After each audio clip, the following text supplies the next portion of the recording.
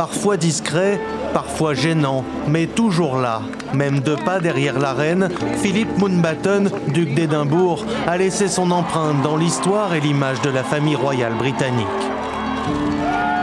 Son ascendance et son tempérament pourtant ne le destinaient pas au second rôle.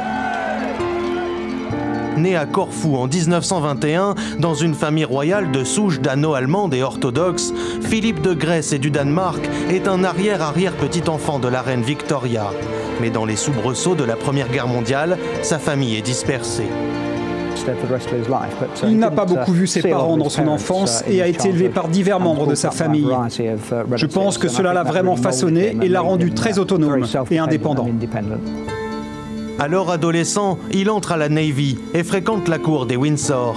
C'est à ce moment que Philippe rencontre Élisabeth. Tandis que la Seconde Guerre éclate, le jeune lieutenant se distingue dans l'océan Indien et en Méditerranée. Une brillante carrière se dessine jusqu'au 20 novembre 1947. Malgré les réticences de la famille royale vis-à-vis de ce prince sans royaume, trop aventurier, il se marie avec la princesse héritière. Il aurait eu une carrière très réussie, peut-être même qu'il aurait été commandant de la Royal Navy.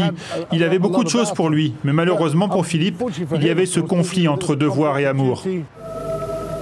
Ce jour-là, il renonce à sa nationalité, à ses titres, embrasse l'anglicanisme, religion d'État, et prend le nom de Philip Mountbatten, prince consort.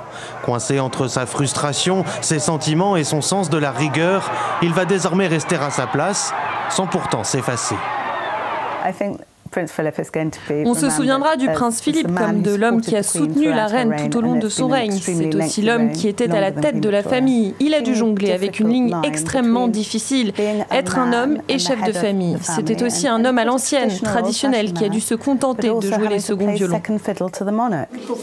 Mais ponctuellement, son caractère rugueux et son langage peu protocolaire ressurgissaient. Pour ses détracteurs, il était le prince de la gaffe, parfois teinté de mauvais goût, voire de racisme ou de sexisme, un conseiller royal aux idées courtes et péremptoires. Rien qui n'empêche pourtant ce prince d'origine germanique d'avoir conquis peu à peu le cœur des Britanniques et de conserver la confiance d'Élisabeth II. Sans son roc, comme elle le désignait, la reine commence aujourd'hui un règne solitaire.